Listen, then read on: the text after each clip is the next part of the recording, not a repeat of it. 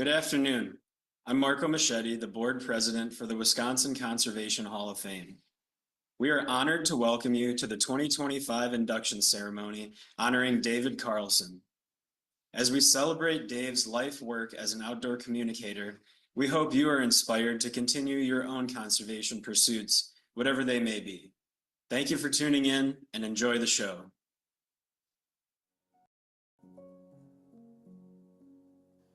The Wisconsin Conservation Hall of Fame Foundation was created in 1984 to encourage the growth and practice of a conservation ethic as a legacy for the people of Wisconsin, just as our inductees did. The Wisconsin Conservation Hall of Fame is a nonprofit organization guided by a board of directors. Voting member organizations represent more than 30 conservation organizations from around the state. Each year, the Wisconsin Conservation Hall of Fame inducts up to 3 people. To date, there are over 108 inductees who have been honored. You can learn about each of these conservation champions on the Wisconsin Conservation Hall of Fame website. Any person, group of people, or organization can nominate someone for induction into the Wisconsin Conservation Hall of Fame. Nominees have many environmental and conservation backgrounds and varying types of education and experience. From writers to artists, educators to policymakers, from researchers and managers, Wisconsin Conservation Hall of Fame heroes come from all backgrounds and walks of life. The Hall of Fame accomplishes its mission of advancing the conservation ideal by inducting individuals who have contributed significantly to conservation in Wisconsin and the nation. Based on standards and criteria set forth by the Wisconsin Conservation Hall of Fame Board of Directors, all inductees must have significant ties to Wisconsin, and their contributions must have wide-reaching impact affecting a range of natural resources. To maintain objectivity in the selection of inductees, a Board of Governors was created to recommend inductees for selection. Each summer, a 5-member Board of Governors reviews nominations.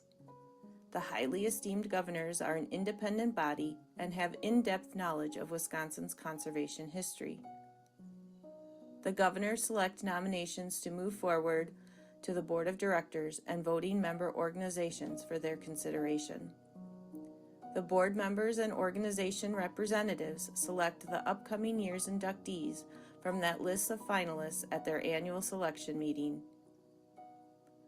While voting membership in the Wisconsin Conservation Hall of Fame is only open to organizational members of the foundation, individuals may participate in the mission by providing annual support. The financial support of member organizations and individuals allows the Wisconsin Conservation Hall of Fame to celebrate, advance, and share Wisconsin's conservation legacy as it hosts induction ceremonies and maintains inductee archives. Going forward, the Wisconsin Conservation Hall of Fame strives to share stories of our inductees through the website and outreach programs to inspire the next generation of conservation heroes. We invite you to learn more about the Wisconsin Conservation Hall of Fame and Wisconsin's conservation heritage by visiting our website at wchf.org.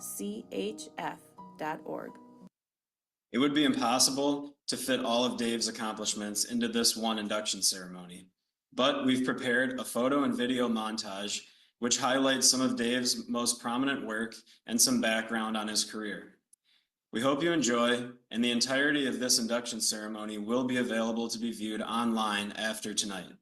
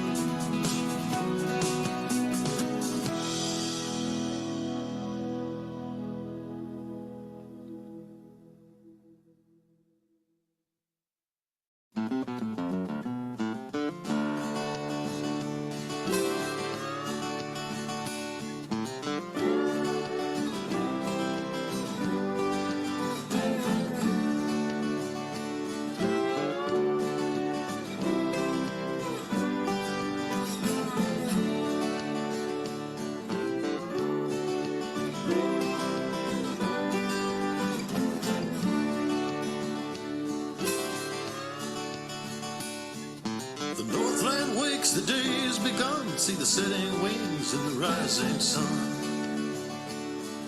A turkey's gobbling on the roost. It gives my heart and soul a boost. The water's running cool and clear. It's home to fish, it's drink to deer. I'm the son of Mother Nature. I'm her daughter, I'm her kin. I canoe and climb to find the place where no one's ever been. The dog's dog tired when the day is done. See the rising trout and the setting sun. From mountain tops to distant shores, this land's as big as all outdoors.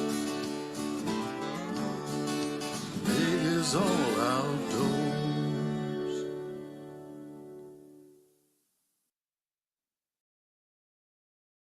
We'd now like to thank the generous sponsors that made the 2025 induction ceremony possible. At the platinum level, the Aldo Leopold Foundation, longstanding partners of the Wisconsin Conservation Hall of Fame and one of our voting member organizations. At the gold level, Richard Hemp, current Wisconsin Conservation Hall of Fame board member. At the silver level, the North Central Conservancy Trust, dedicated to protecting conservation lands in north central Wisconsin. The Thrivent practice of Jason Machete, providing advice, insurance, investments, banking, and generosity, located in Madison. At the bronze level, the Winnebago Audubon Society, the Ice Age Trail Alliance, and the Wisconsin Outdoor Communicators Association, both voting member organizations. And individual contributions from Tom Hauge, Kathleen Falk, Christine Thomas, Todd Ames, and Marco Machete. At the supporter level, Sharon Gaskill, Jerry Knuth, Ruth Ann Lee, Kurt Miney, and Peter McKeever. In-kind supporter, University of Wisconsin-Stevens Point, for providing technology support throughout the ceremony today. We'd also like to thank all of our 34 voting member organizations. To learn more about these organizations, or perhaps nominate your organization, scan the code on the screen now. And lastly, perhaps you'd consider supporting us so that we can continue to honor the legacy of Wisconsin conservation heroes into the future. Any amount would help us to maintain this ceremony next year and beyond. Thanks for joining, and we'd sure appreciate your support.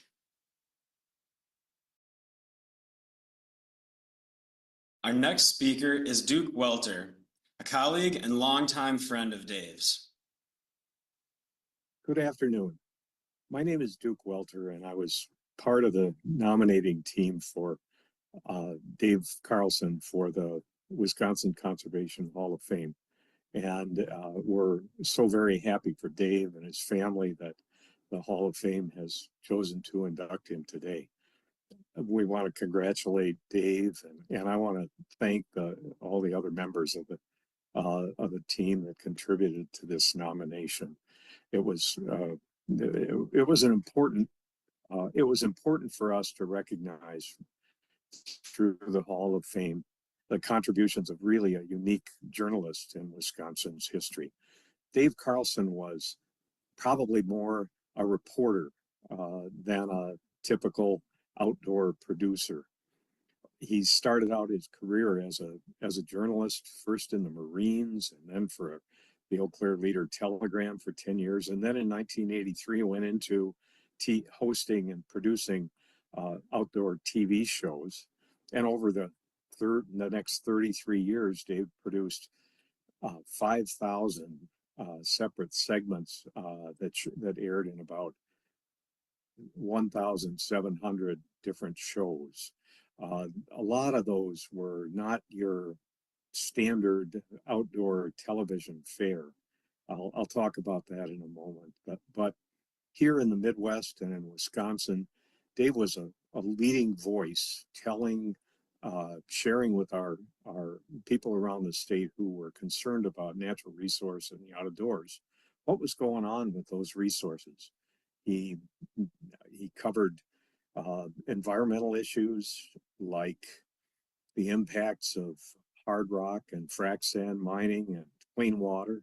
He covered outdoor resource management issues like forestry and fisheries. He covered controversies, how the state was managing its wolf population. Did we have enough deer or too many? What kind of fisheries would we like to see and would benefit the state? After all, our outdoor recreational activities are worth $11 billion a year to the state. Well, there are a lot of important decisions that are made in the management of those, and there are a lot of important opportunities for people to enjoy them. Dave covered all those, and he covered them well. And the journalist side of him came through when he questioned people who were the decision makers. He wasn't hesitant to ask hard questions to people that had a lot of power in the state over natural resources, and I don't know if that endeared him to everybody that was that was involved in the resource world, but to those of us who were out here and were concerned about decisions the state made or the legislature made or the DNR made, they were important questions that were worth asking. And I have to say, having watched a lot of outdoor shows around the country over the years, there were very few outdoor journalists who covered issues like that. But he also covered people, and he also covered groups of people that often didn't get much attention in outdoor media. He encouraged women to come and talk about their experiences. Laura Erickson, the birder from Duluth, had a wonderful segment regularly for the birds on his show. And there's so many people that was one of the favorite parts of the show. He featured women anglers, women hunters. He spent opening weekend of deer season one time with a group of women deer hunters at their camp in the central part of the state. He also covered tribal issues in our first residents of this state, and how they manage their resources, and controversies when the tribes in the 1980s had their rights for hunting and fishing on ceded territories in the northern part of the state affirmed by the federal courts. That was a controversial decision among some people in the north, and it led to confrontations and shouting matches and rock throwing and harassment of tribal spearers. Dave covered that. He covered it straight up, and he gave both sides, and you could see the path that the tribes were following to try to utilize the resources that they'd been granted rights to in 1850s and 1830s treaties. So Dave was not afraid to get out there and cover things. He covered Hmong hunters in the period after a tragic shooting incident in the Blue Hills in the late 1990s, I think it was. He covered a lot of discussion about investing Hmong hunters, making sure that they had opportunities to use the outdoors like every other citizen of Wisconsin.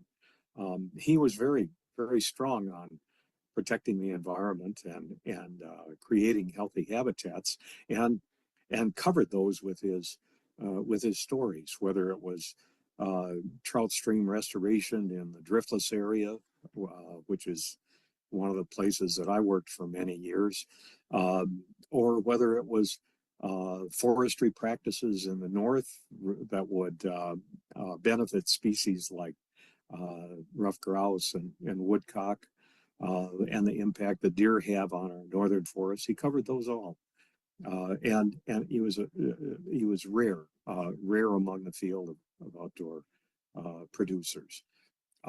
He also did many human interest stories, and encouraged young people to get out and use our resources to get to know our woods and our waters, and the creatures that lived in them. He covered educational opportunities and people uh, seining up bugs in streams for educational events, and he covered a young man from Blair who fished for over 1,000 days in a row when he was in middle school and maybe early high school, and in turn encouraged that young man to go into the field of outdoor writing, and he had a career in that. I don't know how many other people he's had an impact, young people he had an impact on. The award should recognize too that Dave did some important things in the in the conservation world, in addition to his journalistic career. He was an important leader of the Pheasants Forever chapter and founder, one of its founders up in the Chippewa Valley, and helped develop the Hallie Marsh wildlife area by talking with landowners and getting them to work with Pheasants Forever and Chippewa County and the DNR to sell those lands, their lands for use as pheasant and wildlife habitat. Now there's more than 1,000 acres protected in that area because of those efforts. He helped as one of the champions of a proposal to create a stewardship program in Eau Claire County that has been approved, implemented, funded, and has added new public lands for public recreational use and forestry management in Eau Claire County. That's a valuable asset. As a few counties in the state that already had that, they're already aware how much our citizens value and benefit from the availability of those public lands. Dave also thought deeply about ethical outdoor activities and served on a statewide committee that was appointed in the late 80s by the Natural Resources Board to take a look at and examine rules of fair chase and help make recommendations to the Natural Resources Board about how to incorporate those into Wisconsin's outdoor education and its hunting, fishing regulations and its law enforcement. That was really valuable at a time when we probably could have gone down another path in the state and really not had any focus on the ethical side of outdoor activities. So when I think about all that Dave contributed to our state, I think his reach was more than statewide. He ended up, although he was based in Eau Claire and focused on a lot of things around the upper Midwest states, he was syndicated from Montana to Indiana at the end of his broadcast career. But he had a strong impact on many people around our state. Really, you couldn't travel around the state with him. To stop at a gas station and pick up a soda without having him recognized by somebody whose brother or nephew was on Dave's show along the way. And Dave had tens of thousands of fans and hundreds of thousands of people that recognized him and honored what he did. So here we are, inducting Dave Carlson into the Hall of Fame. His family deserves some credit too, because they put up with a Dave who was consistently traveling, covering 2 or 3 stories a day. I remember a day I fished with him earlier in the day in Lake Michigan. We got home at 4 o'clock in the morning, and his plan was to get up at 6 and drive up to northwest Wisconsin to cover a fishing issue in that area.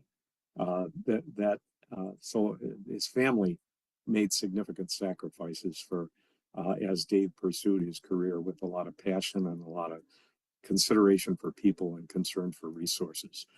For all that, we can give thanks and honor to the Hall of Fame for making the decision to induct Dave Carlson today. Thank you very much. Our next speaker is sportsman and conservationist Kevin Stelgis. My name is Kevin Stelgis, and I became acquainted with Dave Carlson maybe 30 years ago via a mutual friend, pretty much on a social basis, both Dave and his wife Sue. And prior to that, of course, I had known of Dave through his local television show here in the Eau Claire area.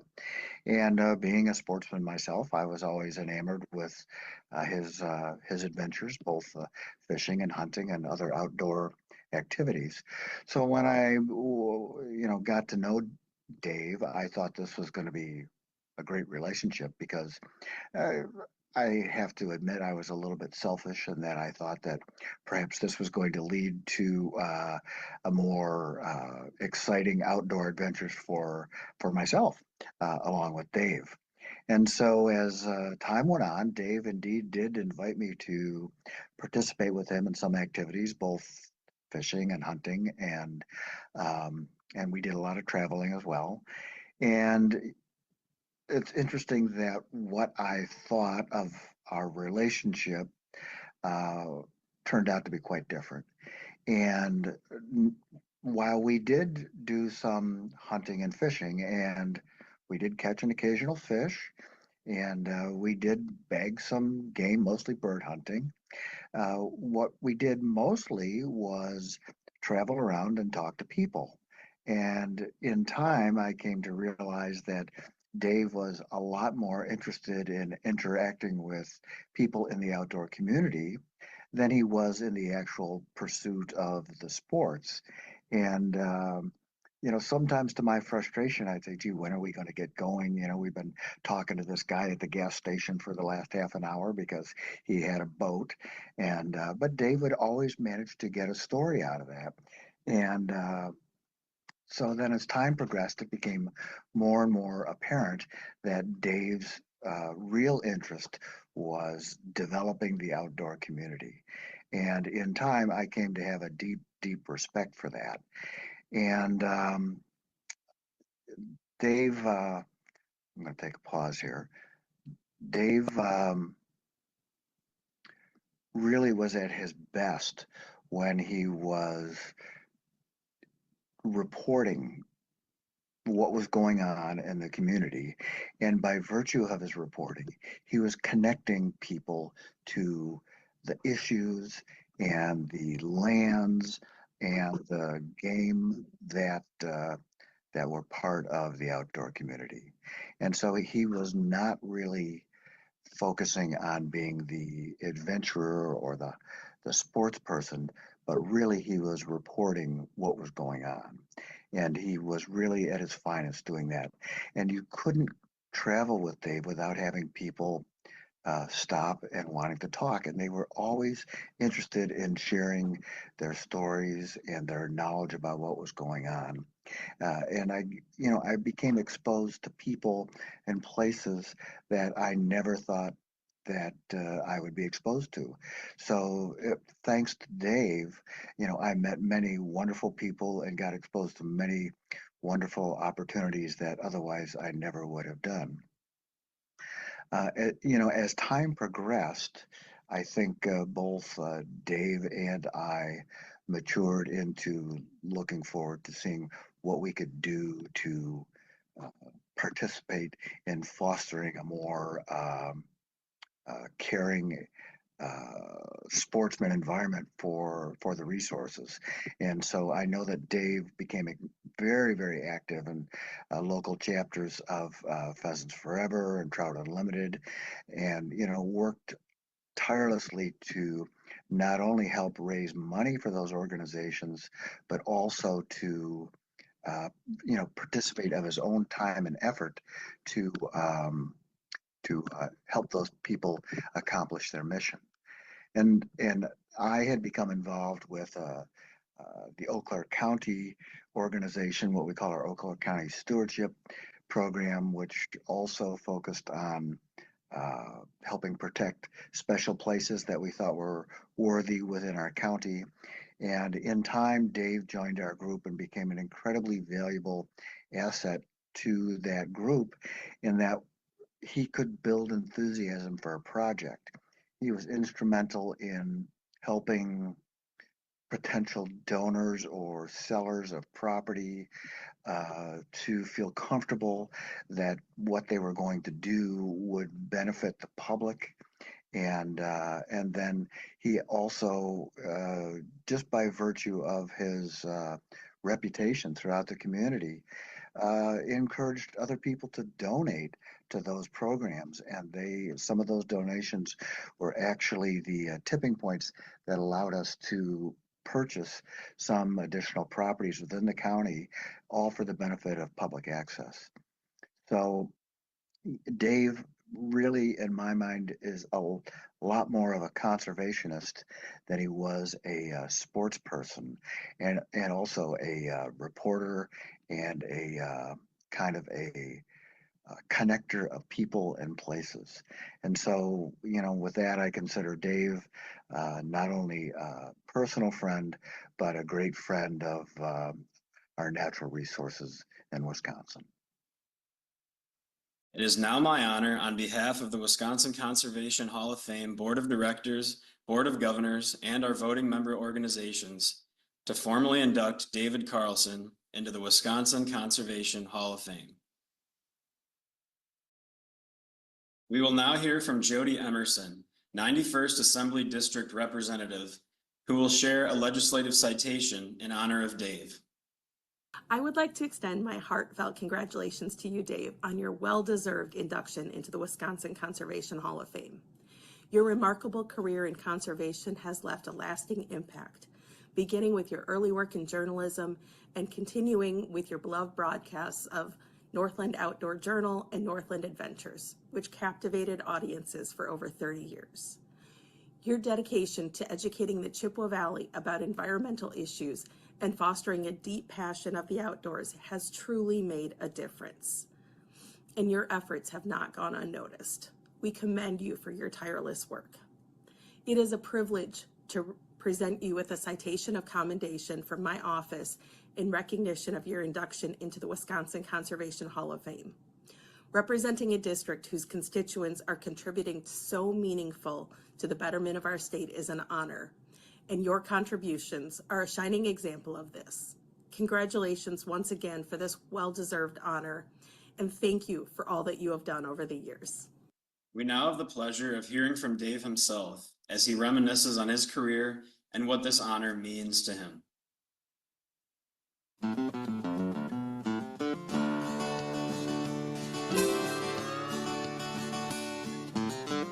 Why was I chosen for this honor? I've thought about that, and I come to the conclusion is that I guess I was more interested in telling a good story as opposed to how big your fish was, how big your deer antlers were. No, it was more than that. It was always about telling people's story. I had to learn that, but it was a working formula.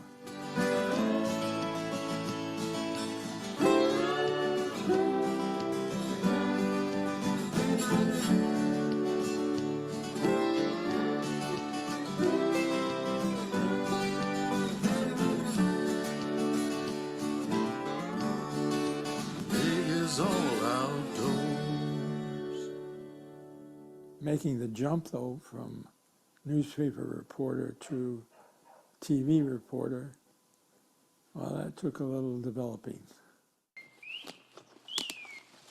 There it is, bird up. There it is.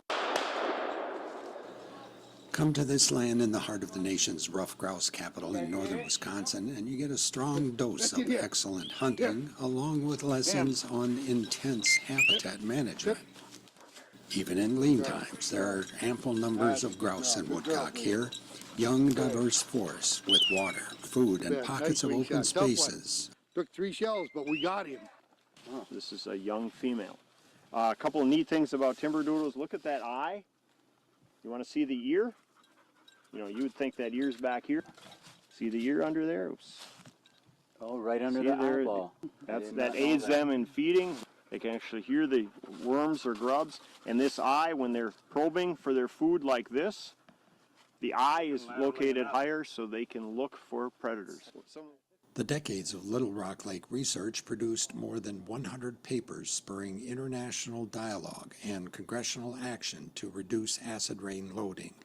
The findings became part of amendments to the Clean Water Act of 1987 and Clean Air Act of 1990. Monitoring by state and federal officials showed decreasing acidity and precipitation in lake water between 1988 and 2000. However, there has been a troubling reversal of acid rain's declining impacts dating back to the onset of drought in 1998.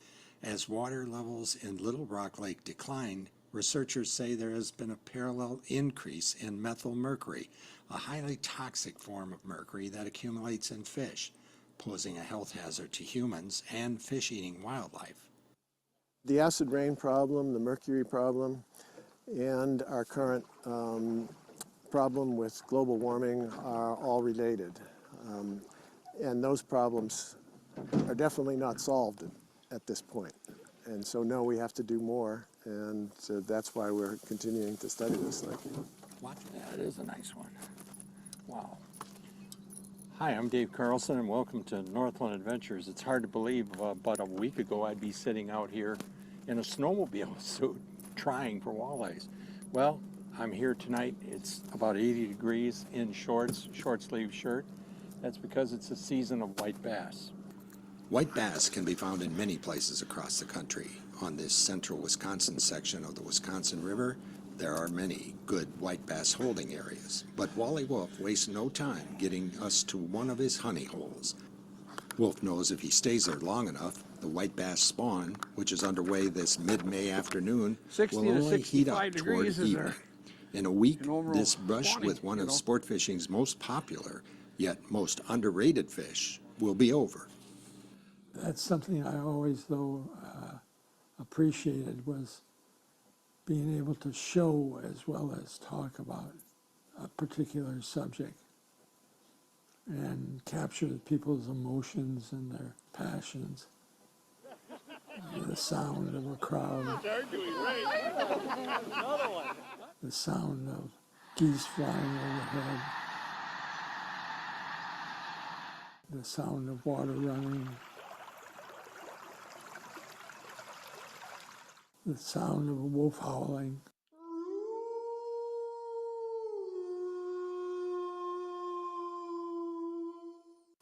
Wolves and their families are a lot like people.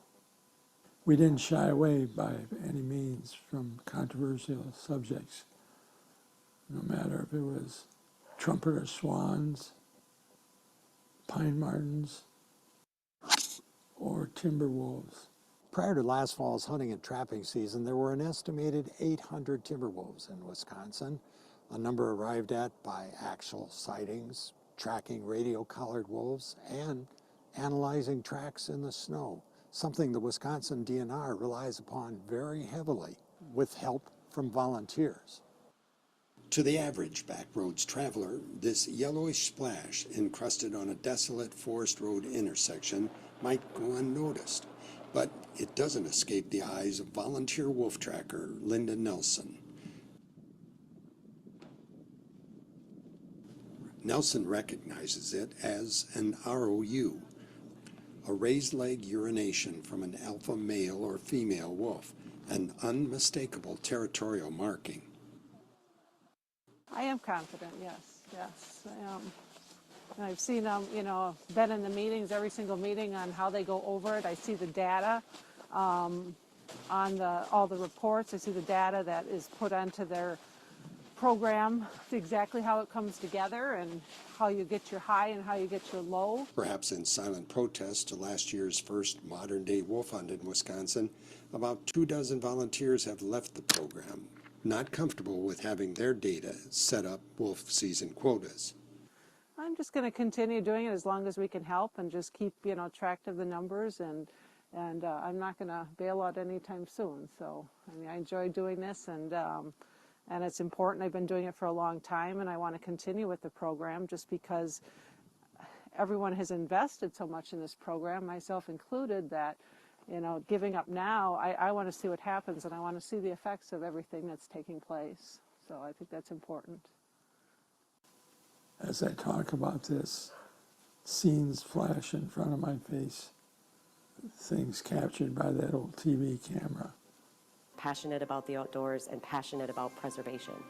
Dave is best at doing what he does, communicating about the outdoors. Having good reporting with experts like Dave who are unafraid to tackle tough issues is a vital public service. It isn't just a job, it is a way of life, and he cares so deeply about people and the land that it can't help but come out in the stories. You watch a story and you know that, it just means the world to him. Another topic that certainly made a lot of waves on the Wisconsin landscape was frac sand mining. This formidable, mile-long frac sand conveyor lies in the heart of America's sandbox, western Wisconsin, which also happens to be the hub of some of the country's finest outdoor recreation. Same can be said for western North Dakota, where sand from this plant and others is delivered to thousands of oil and gas rigs popping up on the prairie grasslands. Sportsmen and conservation groups aren't saying no to energy development. They're saying let's do it carefully, let's do it right, let's do it with a plan, let's do it in a way that reduces the impacts on habitat, on our wild lands, on our wildlife, fish and water out west.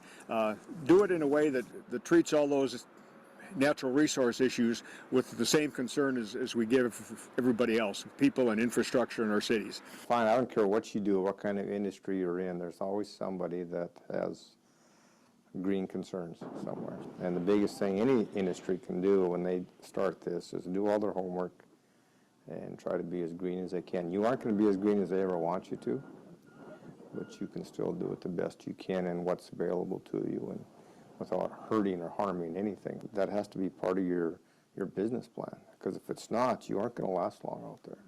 Water management, that too turned out to be a gold mine of stories. All around the state, it's very easy to find an assortment of conservation projects, mostly occurring on trout streams, many of them on lakes, and how they're managed by the state and fishermen. Hi, I'm Dave Carlson, and welcome to Northland Adventures. We're hunkered on central Wisconsin's Tomorrow River, at the front line on this sandy soil landscape covered with thousands of irrigation wells. We contemplate the past and the future, and the maze of decisions facing today's generation and beyond as they try to deal with the new sense of water. You can't pump groundwater without lowering water levels in lakes and diminishing the flow in streams. It's just like an accounting problem. Everything has to come from somewhere, and it's always a matter of degree. And in parts of the central sands, we are drawing so much water that we have dried up some lakes entirely. We've made others low enough so they winter kill, and we've dried up some headwater streams as well. From above, this area south of Stevens Point, Wisconsin, reveals the extent of irrigation supplied by more than 3,500 high-capacity wells. This region also has about 80 lakes, 600 miles of headwater streams, all linked by unseen groundwater, which is recharged by annual precipitation averaging about 30 inches in the glacially deposited central sands. About 1/3 of it, roughly 10 inches, used to irrigate crops. Over the years, many people who were guests on the show became friends and continue to be so today. It's all about people who care about the river, and our hopes are to continue to do things that will be the best thing for the river. And if it's picking up garbage or whatever the next project might be, it might have to be somebody outside the Park Service to help with this. So, what's the remedy? We could do more with the education part of it, and something as simple as, if it says no glass, that means no glass, and that should apply to everybody, but then you have to be able to enforce that. I mean, it's everybody's river, and it's just a matter of respecting one another's usage. Our hopes are that someone comes from another state and has never been here can enjoy the river like it's intended to be enjoyed. They gave us story leads and helped spread the conservation message. Dave Vetrano holds a scaled-down version of a LUNKR, the acronym for which is Little Underwater Neighborhoods Encompassing Rheotaxic Salmonids. Vetrano's lunkers revolutionized management of trout waters in the 24,000 square mile driftless area of Minnesota, Wisconsin, Iowa, and Illinois. Now, Vetrano and conservation colleagues marching with him are trying to convert politicians and ordinary citizen landowners, mostly farmers, to what they feel could be an equally productive practice to protect stream banks and temperature-sensitive trout. You can tailor your grazing project or your grazing effort to your topography, to your land, to your soils. And I've seen paddocks that are the weirdest shapes, you know, that just take advantage of up, down slopes, whatever. I mean, they're shaped like pies, they got L's to them. It doesn't matter as long as they can get out there and get that grass. I'd say in the last 4 or 5 years, we're really starting to see a movement and a real interest in managed grazing systems as people start to put together where their food comes from, eating locally, eating healthy. I got involved with it because I saw it as a way to protect and even enhance the trout streams, but it is so morphed into something much bigger than that. And any chance I get to talk about grazing systems and the environmental and the positive benefit that it has from a community standpoint, not just for trout streams, but truly to help rebuild the rural communities. I want to thank you, because without the start that you gave me so many years ago, I would not have a television show today. I believe that women in the outdoors wouldn't be as crazy popular as it is. Part of the legacy provided by the show, getting new blood, new ideas, fresh members, that's the goal of the conservation community. Lean into that gun. Lean into it. There you go. Pull. That a boy. Good job. Really what this is all about is taking time to say thank you to the Conservation Hall of Fame. Thank you to my family, wife Sue, daughters Lisa and Heidi, and say thank you to my many friends who were a part of this show and continue to be a part of it as it lives through time and people's memories. Enjoy your time outdoors and take care of the outdoors. Make it truly your home. Every person who hunts and fishes is a conservationist, or should be.